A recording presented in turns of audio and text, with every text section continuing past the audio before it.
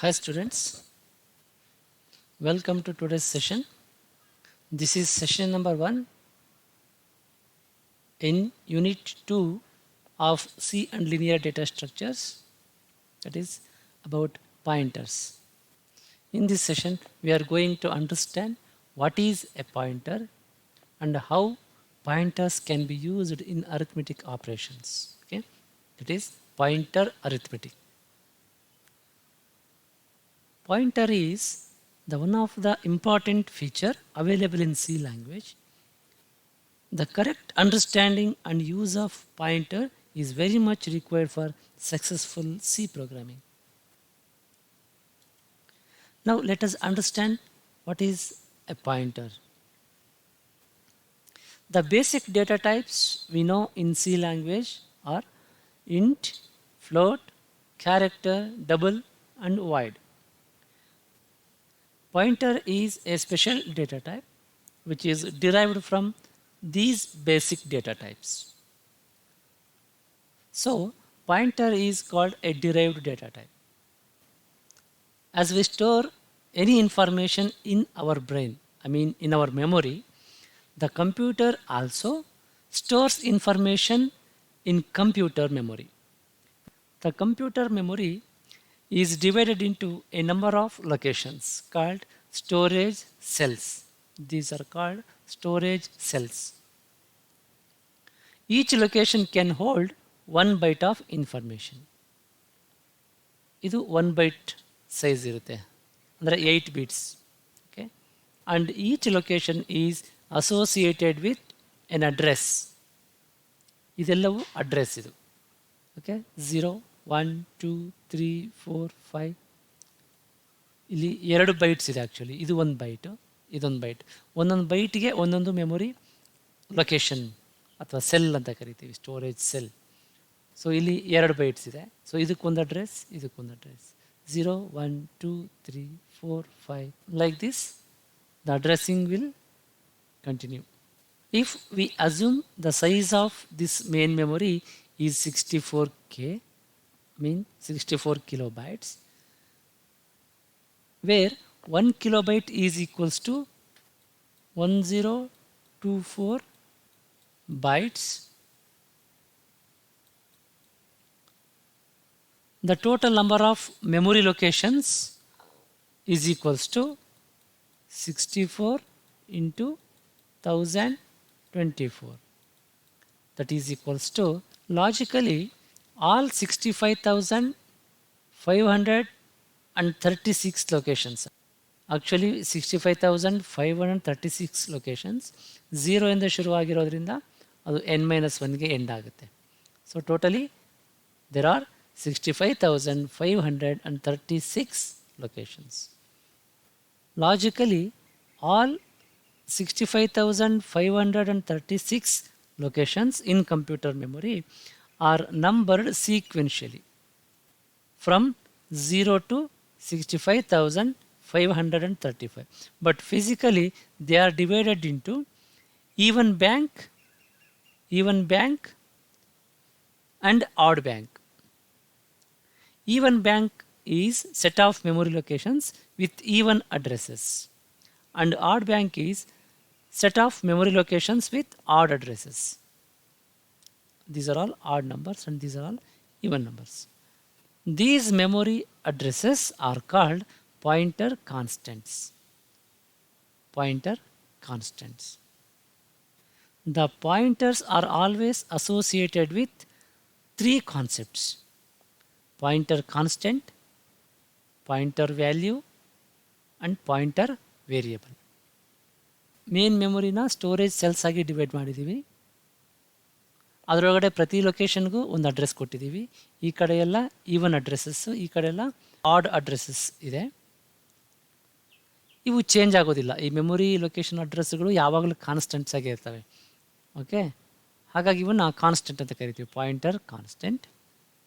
ಈ 65,532 ಈ ವ್ಯಾಲ್ಯೂ ಏನಿದೆ, ಇದು ಅಡ್ರೆಸ್ ಏನಿದೆ, ಅದು ಈ ಮೆಮೊರಿ ಲೊಕೇಶನ್ಗೆ ಅಡ್ರೆಸ್ ಮಾಡ್ತಾ ಇರುತ್ತೆ, ಪಾಯಿಂಟ್ ಮಾಡ್ತಾ ಇರುತ್ತೆ. ಇದ್ರ ವ್ಯಾಲ್ಯೂ ಯಾವಾಗಲೂ ಕಾನ್ಸ್ಟೆಂಟ್ ಆಗಿರುತ್ತೆ. ಈ ಲೊಕೇಶನ್ ಅಡ್ರೆಸ್ಸು ಇಷ್ಟೇ, 65,532. ಹಾಗಾಗಿ ಇದನ್ನು ನಾವು ಪಾಯಿಂಟರ್ ಕಾನ್ಸ್ಟೆಂಟ್ ಅಂತ ಕರಿತೀವಿ. So the address of any memory location is a pointer constant and that cannot be changed. Pointer value, ಇನ್ನೊಂದು ಎಕ್ಸಾಂಪಲ್ ತಗೊಳ್ಳೋಣ. ಇಲ್ಲೊಂದು ಡಿಕ್ಲರೇಷನ್ ಇದೆ. 3 ವೇರಿಯೇಬಲ್ಸ್ನ ಡಿಕ್ಲೇರ್ ಮಾಡ್ತಾ ಇದ್ದೀವಿ ಇಂಟೀಜರ್ ಟೈಪಿಂದು. ಐ ಇನಿಷಿಯಲೈಸ್ ಮಾಡಿದ್ದೀವಿ value. I is equal to 100, J is equal to 200, K is equal to 300. So 3 variables ಇದೆ. ಆ 3 ವೇರಿಯೇಬಲನ್ನು ನಾವು ಇನಿಷಿಯಲೈಸ್ ಮಾಡಿದ್ದೀವಿ ವ್ಯಾಲ್ಯೂಸಿಂದ. This declaration tells the compiler to perform several activities. First one, to reserve space for these 3 integers I, J and K. ಈ 3ಕ್ಕೂ memory reserve ಆಗಬೇಕು main memory ಒಳಗಡೆ. ಆಮೇಲೆ associate the variables I, J, K with these memory locations. Reserve ಆಗಿರೋಂಥ memory ಲೊಕೇಶನ್ಸ್ಗೆ I, J ಮತ್ತು ಕೆನ associate ಮಾಡು, ಲಿಂಕ್ ಮಾಡು ಅಂತ. Third one, store 100, 200 and 300 at the locations I, J and K respectively. ಮೂರನೇದಾಗಿ ಏನು ಕಂಪೈಲರ್ ಹೇಳುತ್ತೆ ಈ ಡಿಕ್ಲರೇಷನ್ನು ಅಂತಂದರೆ, ಈ 100, 200 ಮತ್ತು 300 ವ್ಯಾಲ್ಯೂಸನ್ನು ರೆಸ್ಪೆಕ್ಟಿವ್ ಆಗಿ ಐಗೆ, ಜೆಗೆ ಮತ್ತು ಕೆಗೆ ಅಸೈನ್ ಮಾಡು ಅಂತ ತೋರಿಸುತ್ತೆ. ಸೊ 100 ಇಲ್ಲಿ ಸ್ಟೋರ್ ಆಗಿದೆ, ಇದು ವೇರಿಯಬಲ್ ಐ. ಆಮೇಲೆ 200 ಇಲ್ಲಿ ಸ್ಟೋರ್ ಆಗಿದೆ, ಇಲ್ಲಿ ವೇರಿಯಬಲ್ ಜೆ. 300 ಇಲ್ಲಿ ಸ್ಟೋರ್ ಆಗಿದೆ, ಇದು variable k. These memory addresses assign to variables by the system are called pointer values. ಇವೆಲ್ಲವೂ ಪಾಯಿಂಟರ್ ಕಾನ್ಸ್ಟೆಂಟ್ಸು. ಅದರಲ್ಲೇ ಕೆಲವು ಯೂಸರ್ ವೇರಿಯಬಲ್ಸ್ಗೆ ಅಂತ ಅಸೈನ್ ಆಗಿರ್ತವೆ, ಅವನ್ನು ಪಾಯಿಂಟರ್ ವ್ಯಾಲ್ಯೂಸ್ ಅಂತ ಕರಿತೀವಿ. 4, 65,532, 65,534 ಈ 3 ಪಾಯಿಂಟರ್ ವ್ಯಾಲ್ಯೂಸ್. ಈ 3 ವೇರಿಯಬಲ್ಸು ಎಲ್ಲಿ ಸ್ಟೋರ್ ಆಗಿದ್ದಾವೆ ಅಂತ ತಿಳ್ಕೋಬೇಕು ಅಂತಂದರೆ ನಮಗೆ ಅದರ ಅಡ್ರೆಸ್ ಬೇಕಾಗತ್ತೆ. ಓಕೆ, ಈ ಅಡ್ರೆಸ್ನ ನಾವು ಹೇಗೆ ಆ್ಯಕ್ಸೆಸ್ ಮಾಡ್ಬೋದು ಅಂತಂದರೆ using address operator. Address operator, ಈ ಆ್ಯಂಪರ್ಸೆಂಡ್ ಇದೆಯಲ್ವಾ, ಇದನ್ನು ಅಡ್ರೆಸ್ ಆಪರೇಟರ್ ಅಂತ ಕರಿತೀವಿ. ಆ್ಯಂಪರ್ಸೆಂಡ್ ಐ ಅಂತಂತಂದರೆ ಈ ಐ ವೇರಿಯಬಲ್ ಇದೆಯಲ್ವಾ, ಅದರ ಅಡ್ರೆಸ್ಸನ್ನು ಆ್ಯಕ್ಸೆಸ್ ಮಾಡೋಕ್ಕೆ ಯೂಸ್ ಮಾಡ್ತೀವಿ. ಅದರ ಅಡ್ರೆಸ್ ಏನು 4. ಅದೇ ಥರ ಆ್ಯಂಪರ್ಸೆಂಡ್ ಜೆ ಅಂತಂದರೆ ಜೆ ಅನ್ನೋ ವೇರಿಯಬಲ್ ಎಲ್ಲಿ ಸ್ಟೋರ್ ಆಗಿದೆ, ಆ ಮೆಮೊರಿ ಲೊಕೇಶನ್ನ ಅಡ್ರೆಸ್ಸು 65,532, ಅದು ಇದರ ವ್ಯಾಲ್ಯೂ. ಓಕೆ, ಹೀಗೆ ನಾವು ಅಡ್ರೆಸ್ ಆಪರೇಟರ್ ಯೂಸ್ ಮಾಡ್ಕೊಂಡು ಅದನ್ನು ಆ್ಯಕ್ಸೆಸ್ ಮಾಡ್ತೀವಿ. Without address operator it is not possible to obtain the pointer value of a variable. Third one, pointer variable. A variable which holds address of another variable is called pointer variable. ಇಲ್ಲಿ ನೋಡಿ, P ಅಂತ ಒಂದು variable declare ಮಾಡ್ಕೊಂಡಿದ್ದೀವಿ.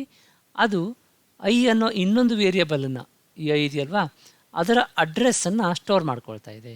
ಆ್ಯಂಪರ್ಸೆಂಡ್ I ಅಂತಂದರೆ ಈ ಐನ ಅಡ್ರೆಸ್ಸನ್ನು ಅದಕ್ಕೆ assign ಮಾಡ್ತಾಯಿದ್ದೀವಿ. ಅಂದರೆ ಈ 4 ಅನ್ನೋ ಅಡ್ರೆಸ್ಸನ್ನು ಇದಕ್ಕೆ ಅಸೈನ್ ಮಾಡ್ತಾಯಿದ್ದೀವಿ.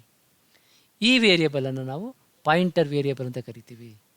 ನಾವಿಲ್ಲಿ ಪಿ ಅಂತ ಒಂದು ಹೊಸ ವೇರಿಯೇಬಲನ್ನು ಕ್ರಿಯೇಟ್ ಮಾಡಿದ್ರೆ ಅದಕ್ಕೂ ಕೂಡ ಒಂದು ಮೆಮೊರಿ ಲೊಕೇಶನ್ ರಿಸರ್ವ್ ಆಗುತ್ತೆ. ಇಲ್ಲಿ ಪಿ ಅನ್ನೋ ವೇರಿಯೇಬಲ್ ಅದಕ್ಕೆ ರಿಸರ್ವ್ ಆಗಿದೆ ಅಂತ ಅಂದ್ಕೊಳ್ಳಿ ಈ ಮೆಮೊರಿ ಲೊಕೇಶನ್ನ. ಇದರ ಅಡ್ರೆಸ್ ಏನಾದರೂ ಇರ್ಬೋದು, ಬಹುಶಃ ಇದೊಂದು 30,000 ಅಂತ ಇರಲಿ. ಇದು ಈ ವೇರಿಯೇಬಲ್ನ ಅಡ್ರೆಸ್ಸು, ಪಾಯಿಂಟರ್ ವ್ಯಾಲ್ಯೂ. ಇದು 30,000. ನಾವು ಯಾವಾಗ P is equal to ampersand I ಅಂತ ಸ್ಟೇಟ್ಮೆಂಟ್ ಬರೀತೀವಿ, ಆಗ ಈ ಐ ಇದೆಯಲ್ವಾ ವೇರಿಯಬಲ್ಲು, ಇದರ ಅಡ್ರೆಸ್ಸು, ಅದರ ಅಡ್ರೆಸ್ ಏನಿದೆ 4, ಆ ವ್ಯಾಲ್ಯೂ ಪಿಗೆ ಅಸೈನ್ ಆಗುತ್ತೆ. ಸೊ ಪಿಗೆ ರಿಸರ್ವ್ ಆಗಿರೋಂಥ ಮೆಮೊರಿ ಲೊಕೇಶನಲ್ಲಿ ವ್ಯಾಲ್ಯೂ 4 ಸ್ಟೋರ್ ಆಗುತ್ತೆ. ಸೊ ನಾವು ಪಿನ ಯೂಸ್ ಮಾಡಿಕೊಂಡು ಐನ ಅಡ್ರೆಸ್ಸನ್ನು ಆ್ಯಕ್ಸೆಸ್ ಮಾಡ್ಬೋದು ಯೂಸಿಂಗ್ ಅಡ್ರೆಸ್ ಆಪರೇಟರ್. ಹಾಗಿದ್ರೆ ಪಾಯಿಂಟರ್ನ ಏನಂತ ಡಿಫೈನ್ ಮಾಡ್ಬೋದು? A pointer is a variable which holds the address of other variable. ಜನರಲ್ಲಾಗಿ ನಾವು ಪಾಯಿಂಟರ್ ವೇರಿಯಬಲ್ ಅಂತ ಏನು ಕಲ್ತ್ವಿ ಅದನ್ನೇ ಪಾಯಿಂಟರ್ಸ್ ಅಂತ ಕನ್ಸಿಡರ್ ಮಾಡ್ತೀವಿ. ಒಂದು ವೇರಿಯಬಲ್ ಅಡ್ರೆಸ್ಸನ್ನು ಸ್ಟೋರ್ ಮಾಡ್ಕೊಳ್ಳೋಕ್ಕೋಸ್ಕರ ನಾವು ಪಾಯಿಂಟರ್ನ ಯೂಸ್ ಮಾಡೋದ್ರಿಂದ ಅದಕ್ಕೆ ಅಡ್ರೆಸ್ ಡೇಟಾ ಟೈಪ್ ಅಂತಲೂ ಕರಿತೀವಿ. ಪಾಯಿಂಟರ್ಸ್ನ ಹೇಗೆ ಡಿಕ್ಲೇರ್ ಮಾಡ್ತೀವಿ? ಸಿಂಟ್ಯಾಕ್ಸ್ ಇಲ್ಲಿದೆ ನೋಡಿ. Type of the variable, asterisk, star ಅಂತ ಕರಿಬೋದು ಇದನ್ನು. So type of the variable star variable name semicolon. Example, ಇಲ್ಲಿ ಟೈಪ್ ಇಂಟೀಜರ್ ಅಂತ ಇದೆ, ಸ್ಟಾರ್ ವೇರಿಯಬಲ್ ನೇಮ್ ಪಿ ಇದೆ, ಸೆಮಿಕಾಲನ್. ಇದರ ಅರ್ಥ ಇದನ್ನು ಹೇಗೆ ಓದಬೇಕು ಅಂತಂದರೆ, P is pointer to integer variable. P ಅನ್ನೋದು ಇಂಟೀಜರ್ ವೇರಿಯಬಲ್ಗೆ ಪಾಯಿಂಟ್ ಮಾಡ್ತಾ ಇದೆ ಅಂತ ಅರ್ಥ. ನಾವು ಡಿಕ್ಲೇರ್ ಮಾಡುವಾಗ ಇದು ತುಂಬ ಇಂಪಾರ್ಟೆಂಟು. ಆ ಪಾಯಿಂಟರ್ ಯಾವ ಟೈಪು ಅಂತ ಮೆನ್ಷನ್ ಮಾಡಬೇಕು.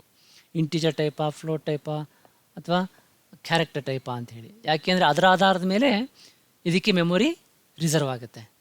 ನಮ್ಮ ಪ್ರೋಗ್ರಾಮಲ್ಲಿ ಪಾಯಿಂಟರ್ಸ್ನ ಯೂಸ್ ಮಾಡಲಿಕ್ಕೆ ಏನೇನು ಸ್ಟೆಪ್ ಫಾಲೋ ಮಾಡ್ತೀವಿ ಅಂತಂದರೆ, ಫಸ್ಟು ಡಿಕ್ಲರೇಷನ್, ಒಂದು ವೇರಿಯಬಲ್ ಡಿಕ್ಲೇರ್ ಮಾಡ್ತೀವಿ ಇಂಟ್ ಎ.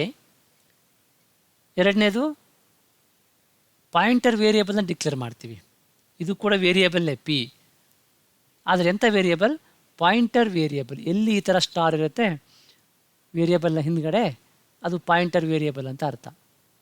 ಇಂಟೀಜರ್ ಟೈಪ್ನ ಇನ್ನೊಂದು ಪಾಯಿಂಟರ್ ವೇರಿಯಬಲ್ನ ಡಿಕ್ಲೇರ್ ಮಾಡ್ಕೊಂಡಿದ್ದೀವಿ. ಇದಕ್ಕೆ ಜೊತೆಗೆ ಸ್ಟಾರ್ ಹಾಕಿ ಸ್ವಲ್ಪ ಜಾಗ ಬಿಟ್ಟು ಪಿ ಅಂತ ಬರೆದು ಹಿಂಗೂ ಡಿಕ್ಲೇರ್ ಮಾಡ್ತಾರೆ. ಸೊ ಇದು ಕೂಡ ಓಕೆ. ಸೊ ಈ ಡಿಕ್ಲರೇಷನ್ನು ಕೂಡ ವ್ಯಾಲಿಡ್. ಇಲ್ಲಿ ಮಧ್ಯೆ ಸ್ಪೇಸು ಎಷ್ಟಿರಬೇಕಂತೇನು ಲೆಕ್ಕ ಇಲ್ಲ. ಒಟ್ಟು ಈ ಡೇಟಾ ಟೈಪ್ ಮತ್ತು ವೇರಿಯಬಲ್ ಮಧ್ಯದಲ್ಲಿ ಈ ಸ್ಟಾರ್ ಬಂದರೆ ಆಯಿತು, ಅದು ಪಾಯಿಂಟರ್ ವೇರಿಯಬಲ್ ಅಂತ ಅರ್ಥ. ಆಮೇಲೆ ಆ ಪಾಯಿಂಟರ್ ವೇರಿಯಬಲ್ ಪಿ ಅಂತ ಇದೆಯಲ್ವಾ, ನಾವು ಡಿಕ್ಲೇರ್ ಮಾಡೋವಾಗ ಮಾತ್ರ ಅದನ್ನು ಸ್ಟಾರ್ ಹಾಕಿರ್ತೀವಿ ಪಾಯಿಂಟರ್ ವೇರಿಯಬಲ್ ಅಂತ ಗೊತ್ತಾಗಲಿಕ್ಕೆ. ಆಮೇಲೆ ನಾವು ಪಿ ಅಂತ ಬರೆದ್ರೆ ಸಾಕು. P is equal to %a. ಹೀಗಂದರೆ ಅರ್ಥ, ಎ ಅನ್ನೋ ವೇರಿಯಬಲ್ ಏನು ಡಿಕ್ಲೇರ್ ಮಾಡಿದ್ದೀವಲ್ವಾ, ಅದರ ಅಡ್ರೆಸ್ಸನ್ನು, ಮೆಮೊರಿ ಲೊಕೇಶನ್ ಅಡ್ರೆಸ್ಸನ್ನು ಪಿ ಅನ್ನೋ ವೇರಿಯಬಲಲ್ಲಿ ಸ್ಟೋರ್ ಮಾಡು ಅಂತ. ಇದು ಪಾಯಿಂಟರ್ ವೇರಿಯಬಲ್ ಅಲ್ವಾ, ಇದರೊಳಗಡೆ ಎ ವೇರಿಯಬಲ್ನ ಅಡ್ರೆಸ್ಸು ಸ್ಟೋರ್ ಆಗುತ್ತೆ ಈ ಸ್ಟೇಟ್ಮೆಂಟ್ ಎಕ್ಸಿಕ್ಯೂಟ್ ಆದಾಗ. ಕಡೆಗೆ ಅದನ್ನು ಪ್ರಿಂಟ್ ಮಾಡಬಹುದು. Print F %d,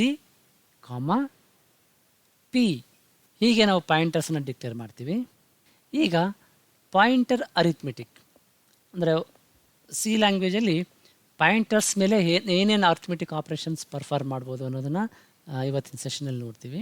increment, decrement, addition, subtraction, comparison, ಇಷ್ಟು ಥರದ ಆಪ್ರೇಷನ್ಸನ್ನು ನಾವು ಪಾಯಿಂಟರ್ಸ್ ಮೇಲೆ ಮಾಡ್ಬೋದು. ಅವನ್ನು ಒಂದೊಂದಾಗಿ ನೋಡ್ತಾ ಹೋಗೋಣ. First incrementing pointer. ಒಂದು ಪಾಯಿಂಟರ್ ವ್ಯಾಲ್ಯೂನ ಹೇಗೆ ಇನ್ಕ್ರಿಮೆಂಟ್ ಮಾಡ್ತೀವಿ ಅನ್ನೋದನ್ನು ನೋಡೋಣ. ನಮಗೆ ಗೊತ್ತಿರೋ ಹಾಗೆ ಪಾಯಿಂಟರ್ ಅಂತಂದರೆ ಅದು ಒಂದು ವೇರಿಯಬಲ್, ಅದು ಇನ್ನೊಂದು ವೇರಿಯಬಲ್ನ ಅಡ್ರೆಸ್ಸನ್ನು ಸ್ಟೋರ್ ಮಾಡ್ಕೊಂಡಿರುತ್ತೆ. ಹಾಗಿದ್ದಾಗ ಒಂದು ಪಾಯಿಂಟರ್ನ ನಾವು ಇನ್ಕ್ರಿಮೆಂಟ್ ಮಾಡಿದ್ರೆ ಏನಾಗುತ್ತೆ? ಅದರ ವ್ಯಾಲ್ಯೂ ಅದು ನೆಕ್ಸ್ಟ್ ಅಡ್ರೆಸ್ಗೆ ಪಾಯಿಂಟ್ ಮಾಡುತ್ತೆ ಅಲ್ವಾ. ಈಗ ಪಿ ಅನ್ನೋದು ಈ ಅಡ್ರೆಸ್ಗೆ ಪಾಯಿಂಟ್ ಮಾಡ್ತಾ ಇದೆ. ನಾವು ಇನ್ಕ್ರಿಮೆಂಟ್ ಮಾಡಿದಾಗ ಪಿಯನ್ನು ಅದೇನು ಮಾಡಬೇಕು? ನೆಕ್ಸ್ಟ್ ಅಡ್ರೆಸ್ಗೆ ಪಾಯಿಂಟ್ ಮಾಡಬೇಕು. ಅದನ್ನೇ ಇನ್ಕ್ರಿಮೆಂಟಿಂಗ್ ಪಾಯಿಂಟ್ ಅಂತ ಕಲಿತೀವಿ. ಎಕ್ಸಾಂಪಲ್ ತೊಗೊಂಡು ಅದನ್ನು ಅರ್ಥ ಮಾಡ್ಕೊಳ್ಳೋಣ. ಇಲ್ಲೊಂದು ವೇರಿಯಬಲ್ ಡಿಕ್ಲೇರ್ ಮಾಡಿದ್ದೀವಿ, integer type array, a of 5 elements ಇದೆ ಅದರಲ್ಲಿ, 10, 20, 30, 40, 50. ಇಲ್ಲಿ ಇನ್ನೊಂದು ಪಾಯಿಂಟರ್ ವೇರಿಯಬಲನ್ನು ಡಿಕ್ಲೇರ್ ಮಾಡಿದ್ದೀವಿ ಪಿ. ಪಿನಲ್ಲಿ ಎನ ಅಡ್ರೆಸ್ಸನ್ನು ಸ್ಟೋರ್ ಮಾಡ್ತಾ ಇದ್ದೀವಿ. P is equal to a. ಈ ಪಾಯಿಂಟರ್ ವೇರಿಯಬಲ್ ಪಿಗೆ ಅರೇ ಇದೆಯಲ್ವ ಎ, ಅದರ ಸ್ಟಾರ್ಟಿಂಗ್ ಎಲಿಮೆಂಟಿನ ಅಡ್ರೆಸ್ ಅದನ್ನು ಅಸೈನ್ ಮಾಡ್ತೀವಿ. ಅವಾಗ ಏನಾಗುತ್ತೆ? P points to a. ಇದಿಷ್ಟು ಮೆಮೊರಿ ಮ್ಯಾಪು ನಾವು ಸ್ಟೋರ್ ಮಾಡಿರೋಂಥ ಅರೇದು. ಅದರಲ್ಲಿ 5 ಎಲಿಮೆಂಟ್ಸು ಸ್ಟೋರ್ ಆಗಿದೆ. ಇದು ಅದರ ಅಡ್ರೆಸ್ಸಸ್ಸು. ಫಸ್ಟ್ ಅಡ್ರೆಸ್ ಅದರಲ್ಲಿ 0100. ಏನಲ್ಲೂ ಕೂಡ ಇದೇ ಅಡ್ರೆಸ್ಸು ಸ್ಟೋರ್ ಆಗಿರುತ್ತೆ, the address of the first element. ಈಗ ಪಿ ಎಗೆ ಪಾಯಿಂಟ್ ಮಾಡ್ತಾ ಇದೆ. ಈಗೇನು ಮಾಡೋಣ? ಪಿಯನ್ನು ಇನ್ಕ್ರಿಮೆಂಟ್ ಮಾಡೋಣ. P++ ಇನ್ಕ್ರಿಮೆಂಟ್ ಮಾಡ್ತಾ ಇದ್ದೀವಿ. P = P+1 ಅಂತ ಬರೆದ್ರು ಒಂದೇ, P++ ಅಂತ ಬರೆದ್ರು ಒಂದೇ. ಸೊ ಇಲ್ಲಿ ಇನ್ಕ್ರಿಮೆಂಟ್ ಮಾಡಿದ್ದೀವಿ. ಈಗ P ವಿಲ್ ಕಂಟೈನ್ 0102. ಈಗ ಪಿ ವ್ಯಾಲ್ಯೂ ಏನಾಗುತ್ತೆ, ಇನ್ಕ್ರಿಮೆಂಟ್ ಆದರೆ ನೆಕ್ಸ್ಟ್ ಅಡ್ರೆಸ್ಸು 0102 ನೆಕ್ಸ್ಟ್ ಲೊಕೇಶನ್ಗೆ ಅಡ್ರೆಸ್ ಮಾಡುತ್ತೆ. ಹೀಗೆ ನಾವು ಪಾಯಿಂಟರನ್ನು ಇನ್ಕ್ರಿಮೆಂಟ್ ಮಾಡ್ಬೋದು. ನಿಮಗೆ ಅನಿಸ್ಬೋದು 0100 ಇದೆ ಪಿ ವ್ಯಾಲ್ಯೂ ಮೊದಲು 0100 ಇತ್ತು ಅಲ್ವಾ. ಅದು ಇನ್ಕ್ರಿಮೆಂಟ್ ಮಾಡಿದ್ರೆ 0101 ಆಗಬೇಕಲ್ಲ, ಒಂದು ಜಾಸ್ತಿ ಆಗಬೇಕಲ್ವಾ. ಮತ್ತು 0102 ಯಾಕಾಗುತ್ತೆ ಅಂತ ನೀವು ಅಂದ್ಕೋಬೋದು. ಇದು ಅದಕ್ಕೆ ನಾನು ಹೇಳಿದ್ದು ಪಾಯಿಂಟರ್ ವೇರಿಯೇಬಲ್ನ ಡಿಕ್ಲೇರ್ ಮಾಡುವಾಗ ಅದು ಯಾವ ಟೈಪ್ ಅಂತ ನಾವು ಮರೀದೆ ಮೆನ್ಷನ್ ಮಾಡಬೇಕು. ಇದು ಇಂಟೀಜರ್ ಟೈಪ್ ವೇರಿಯೇಬಲ್ ಆಗಿರೋದ್ರಿಂದ ಪ್ರತಿ ವ್ಯಾಲ್ಯೂ ಸ್ಟೋರ್ ಮಾಡೋಕ್ಕೆ 2 bytes ಆಫ್ ಮೆಮೊರಿ ಬೇಕಾಗಿದೆ. ಆಯಿತಾ. ಹಾಗಾಗಿ ನಾವೊಂದು ಪಾಯಿಂಟರ್ನ ಇನ್ಕ್ರಿಮೆಂಟ್ ಮಾಡ್ತೀವಿ ಅಂತಂದರೆ ಅರ್ಥ ಅದನ್ನು ನೆಕ್ಸ್ಟ್ ಎಲಿಮೆಂಟ್ಗೆ ಪಾಯಿಂಟ್ ಮಾಡ್ತೀವಿ ಅಂತ. ಫಸ್ಟ್ ಎಲಿಮೆಂಟನ್ನು ಸ್ಟೋರ್ ಮಾಡ್ಕೊಳ್ಳೋಕ್ಕೆ 2 bytes ಬೇಕು. 2 bytes ಅಂತಂದರೆ ಇದೊಂದು ಬೈಟು, ಆಮೇಲೆ ಬಲಗಡೆ ಇನ್ನೊಂದು ಇತ್ತಲ್ವಾ 0101 ಆಡ್ ಬ್ಯಾಂಕಲ್ಲಿ. ಸೊ ಇವೆರಡು ಫಸ್ಟ್ ವ್ಯಾಲ್ಯೂನ ಸ್ಟೋರ್ ಮಾಡ್ಕೊಳ್ಳೋಕ್ಕೆ.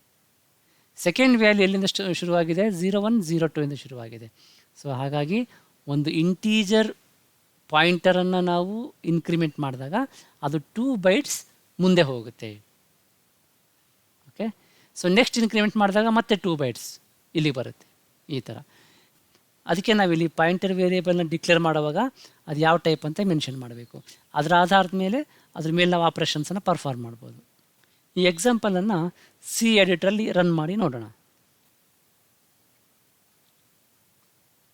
ಅರೆ ಎ ಆಫ್ 10 ಇದು integer pointer variable P. Pointer ಪಿಗೆ ಎನ ಅಡ್ರೆಸ್ಸನ್ನು ಅಸೈನ್ ಮಾಡ್ತೀನಿ. ಈಗ ಪಿಯನ್ನು ಪ್ರಿಂಟ್ ಮಾಡೋಣ. ಆಮೇಲೆ ಇನ್ಕ್ರಿಮೆಂಟ್ ಮಾಡ್ತೀವಿ ಪಿ ವ್ಯಾಲ್ಯೂನ. ಈಗ ರನ್ ಮಾಡೋಣ. Address of P variable is -30. After incrementing P variable it is -28. ಒಂದು ವ್ಯಾಲ್ಯೂ ಇನ್ಕ್ರಿಮೆಂಟ್ ಮಾಡಿದ ತಕ್ಷಣ -30 + 2. ಯಾಕೆಂದರೆ ಒಂದೊಂದು ಇಂಟೀಜರ್ ವ್ಯಾಲ್ಯೂಗೆ 2 bytes ಆಫ್ ಮೆಮೊರಿ ಬೇಕು. So -30 + 2 that is -28. ಒಂದು ಪಾಯಿಂಟರ್ನ ಡಿಕ್ರಿಮೆಂಟ್ ಮಾಡೋದು ನಾವೀಗ ಇನ್ಕ್ರಿಮೆಂಟ್ ನೋಡಿದ್ವಲ್ವಾ, ಅದೇ ಥರ. ಸೇಮ್ ಎಕ್ಸಾಂಪಲ್ ತೊಗೊಂಡಿದ್ದೀವಿ ಇಲ್ಲಿ. ಅರೆ ಎ ಪಿ ಅನ್ನೋ ಪಾಯಿಂಟರ್ ವೇರಿಯೇಬಲ್ ಡಿಕ್ಲೇರ್ ಮಾಡ್ಕೊಂಡಿದ್ದೀವಿ. ಅದನ್ನು ಎಗೆ ಅಸೈನ್ ಮಾಡಿದ್ದೀವಿ. ಡಿಕ್ರಿಮೆಂಟ್ ಮಾಡ್ತೀವಿ. ಪಿನಲ್ಲಿ ಯಾವ ವ್ಯಾಲ್ಯೂ ಇತ್ತು, 0100 ಇತ್ತು. ಡಿಕ್ರಿಮೆಂಟ್ ಮಾಡಿದ ತಕ್ಷಣ ಅದ್ರ ವ್ಯಾಲ್ಯೂ ಏನಾಗುತ್ತೆ, 2 bytes ಕಡಿಮೆ ಆಗಬೇಕಲ್ವಾ. ಸೊ ಇಲ್ಲಿ 100 ಇದೆ, -2 ಅಂತಂದರೆ 98 ಡಿಕ್ರಿಮೆಂಟ್ ಆಗುತ್ತೆ. ಇದನ್ನು ಕೂಡ ರನ್ ಮಾಡಿ ನೋಡೋಣ. ಈಗ ಡಿಕ್ರಿಮೆಂಟ್ ಮಾಡಿ ನೋಡೋಣ.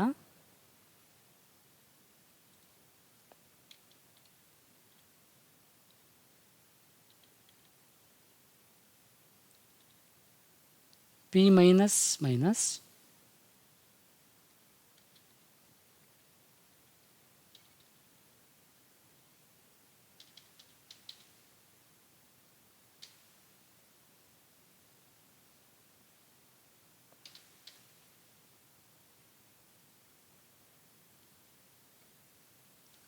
ರನ್ ಮಾಡ್ತೀನಿ. Address of P variable before decrement is -30. After decrement it is -32. Decrement ಕಡಿಮೆ ಆಗಬೇಕಲ್ವಾ, -30 - 2 ದಟ್ ಈಸ್ -32. ಪಾಯಿಂಟರ್ಸ್ನ ಆ್ಯಡ್ ಮಾಡ್ಬೋದಾ?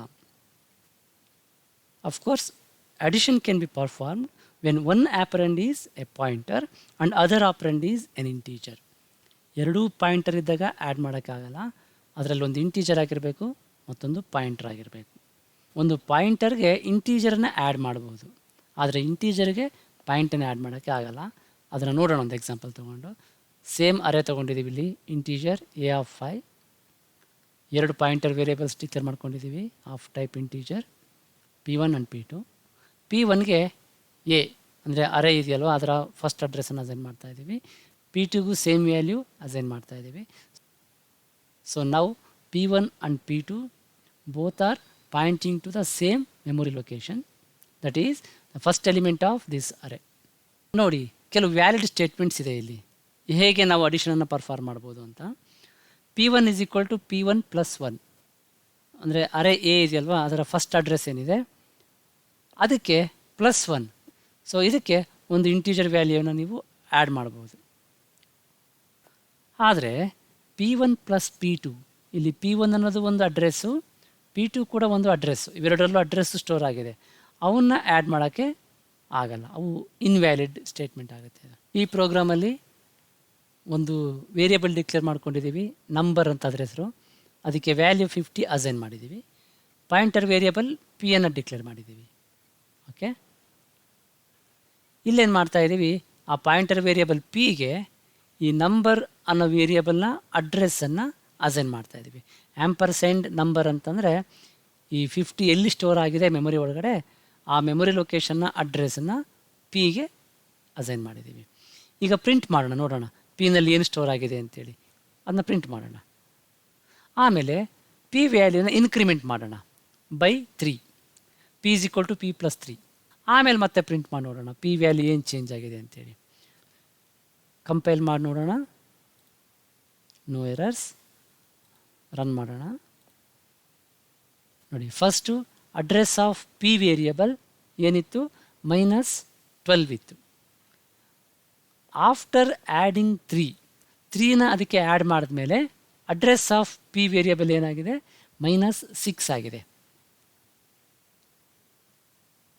ಇದು ಇಂಟೀಜರ್ ವೇರಿಯಬಲ್ ಆಗಿರೋದ್ರಿಂದ ಅಡ್ರೆಸ್ ಏನಾಗುತ್ತೆ, ಒಂದು ಸರಿ ಇನ್ಕ್ರಿಮೆಂಟ್ ಆದರೆ 2 bytes, ನಾವಿಲ್ಲಿ 3 ಆ್ಯಡ್ ಮಾಡ್ತಾ ಇದ್ದೀವಿ. ಸೊ 3 ಎಲಿಮೆಂಟ್ ಮುಂದಕ್ಕೆ ಹೋಗ್ಬೇಕದು, ಒಂದೊಂದು ಎಲಿಮೆಂಟ್ಗೆ 2 bytes, 2 × 3 6. ಸೊ -12ಗೆ +6 ಆ್ಯಡ್ ಮಾಡಿದ್ರೆ -6 ಬರುತ್ತೆ. ಪಾಯಿಂಟರಿಂದ ಇಂಟೀಜರ್ನ ಸಬ್ಟ್ರ್ಯಾಕ್ಟ್ ಮಾಡ್ಬೋದಾ, ಅದಕ್ಕೊಂದು ಎಕ್ಸಾಂಪಲ್ ಇದೆ. ಸೇಮ್ ಅರೇ ಪಾಯಿಂಟರ್ ವೇರಿಯಬಲ್ P1 ಡಿಕ್ಲೇರ್ ಮಾಡಿದ್ದೀವಿ. ಅದಕ್ಕೆ ನೋಡಿ, P1 ವೇರಿಯಬಲ್ಗೆ ಈ P1ನಲ್ಲಿ A4 ಅದರ ಅಡ್ರೆಸ್, A4 ಅಂತಂದರೆ ಇಲ್ಲಿ ಅರೇ ಇದೆಯಲ್ವಾ, ಇದರಲ್ಲಿ 5th ಎಲಿಮೆಂಟ್ 0 ಶುರುವಾಗಿದೆ, ಹಾಗಾಗಿ A4 ಅಂತಂದರೆ 5th ಎಲಿಮೆಂಟ್, ಅದು Pನಲ್ಲಿ ಸ್ಟೋರ್ ಆಗುತ್ತೆ. P1 is equal to P1 - 1. So P1 ಮೇಲೆ ಡಿಕ್ರಿಮೆಂಟ್ ಆಪ್ರೇಷನ್ ಮಾಡ್ಬೋದು, P1 - 1. ಅದೇ ಥರ ಯಾವುದಾದ್ರು ಇಂಟೀಜರ್ನು ಕೂಡ ಮೈನಸ್ ಮಾಡ್ಬೋದು P1 ವ್ಯಾಲ್ಯೂನಲ್ಲಿ. ಆದರೆ ಇಂಟೀಜರಲ್ಲಿ ಅಡ್ರೆಸ್ ವೇರಿಯಬಲನ್ನು ಮೈನಸ್ ಮಾಡೋಕ್ಕೆ ಬರಲ್ಲ. 1 - P1, ದಿಸ್ ಈಸ್ ಇನ್ವ್ಯಾಲಿಡ್. ಇಲ್ಲಿ ಅರೇ ಡಿಕ್ಲೇರ್ ಮಾಡ್ಕೊಂಡಿದ್ದೀವಿ. A, 2 pointer variable P1 and P2. P1ಗೆ ಮತ್ತು P2ಗೆ ಎರಡಕ್ಕೂ ಕೂಡ ಈ ಅರೇ ಅಡ್ರೆಸ್ಸನ್ನು ಸ್ಟೋರ್ ಮಾಡಿದ್ದೀವಿ. ಮೊದಲು P1 ಅಡ್ರೆಸ್ಸನ್ನು ಪ್ರಿಂಟ್ ಮಾಡೋಣ, ಆಮೇಲೆ P2ನ ಪ್ರಿಂಟ್ ಮಾಡೋಣ. P1ಗೆ ಒಂದು ಇಂಟೀಜರ್ ವ್ಯಾಲ್ಯೂ ಆ್ಯಡ್ ಮಾಡಿ, ಆ ನಂತರ ಅದ್ರ ವ್ಯಾಲ್ಯೂನು ಪ್ರಿಂಟ್ ಮಾಡೋಣ.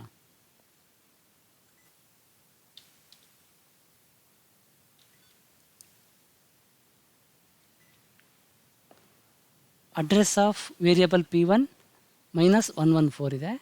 ಅಡ್ರೆಸ್ ಆಫ್ ವೇರಿಯಬಲ್ P2 -114, ಎರಡೂ ಕೂಡ ಒಂದೇ ಮೆಮೊರಿ ಲೊಕೇಶನ್ಗೆ ಪಾಯಿಂಟ್ ಮಾಡ್ತಾ ಇದೆ. P1 ಪ್ರಿಂಟ್ ಮಾಡ್ತೀನಿ. P1 ಇನ್ಕ್ರಿಮೆಂಟ್ ಮಾಡಿದ್ಮೇಲೆ ಅದು -114 ಇದೆ, +3 ಆ್ಯಡ್ ಮಾಡಿದ್ದೀವಿ. 3 ಅಂತಂದರೆ ಪ್ರತಿ ಎಲಿಮೆಂಟ್ಗೂ 2 bytes, so 3 × 2 that is 6. -114 + 6 that is equals to -108. So P1 address change ಆಗಿದೆ. ನಂತರ 2 ಪಾಯಿಂಟರ್ಸನ್ನ ಆ್ಯಡ್ ಮಾಡೋಣ, P1 + P2, ಅಂದರೆ ಪಾಯಿಂಟರ್ಗೆ ಪಾಯಿಂಟರ್ನೇ ಆ್ಯಡ್ ಮಾಡೋಣ.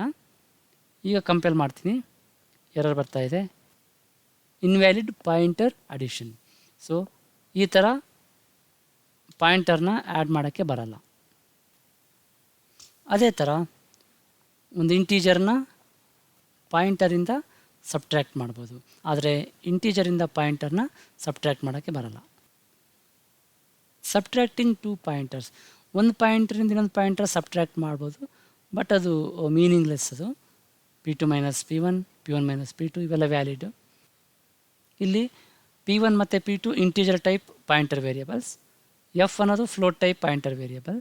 ಈ ಥರ ಡಿಫರೆಂಟ್ ಡೇಟಾ ಟೈಪ್ಸ್ ಇದ್ದಾಗ ಅದರಲ್ಲಿ ಆಪ್ರೇಷನ್ಸ್ ಇನ್ವ್ಯಾಲಿಡ್ ಆಗುತ್ತೆ, F ಮೈನಸ್ P1. ಕೊನೆಯದಾಗಿ ಎರಡು ಪಾಯಿಂಟರ್ಸ್ ಮೇಲೆ ಮತ್ತೊಂದು ಮಾಡಬೇಕಾಗಿರೋ ಆಪ್ರೇಷನ್ ಅಂತಂದರೆ ಕಂಪೇರಿಷನ್. ಎರಡು ಪಾಯಿಂಟರ್ಸ್ನ ಕಂಪೇರ್ ಮಾಡಬಹುದು. ಎಕ್ಸಾಂಪಲ್ ಇದೆ, ಸೇಮ್ ಇದೆ. P1ಗೆ ಅರೇ ಅಡ್ರೆಸ್ಸನ್ನು ಸ್ಟೋರ್ ಮಾಡಿದ್ದೀವಿ, P2ಗೆ ಅದೇ ಅರೇನ ಫೋರ್ತ್ ಎಲಿಮೆಂಟ್ ಏನಿದೆ ಅದರ ಅಡ್ರೆಸ್ಸನ್ನು ಸ್ಟೋರ್ ಮಾಡಿದ್ದೀವಿ. ಹೀಗಿದ್ದಾಗ ಕಂಪೇರ್ ಮಾಡ್ಬೋದು ಎರಡು ಪಾಯಿಂಟರ್ಸನ್ನು, P2 ಮತ್ತು P1 ಕಂಪೇರ್ ಮಾಡ್ಬೋದು, weather P2 not equal to P1 ಇದೆಯಾ ಅಂತ.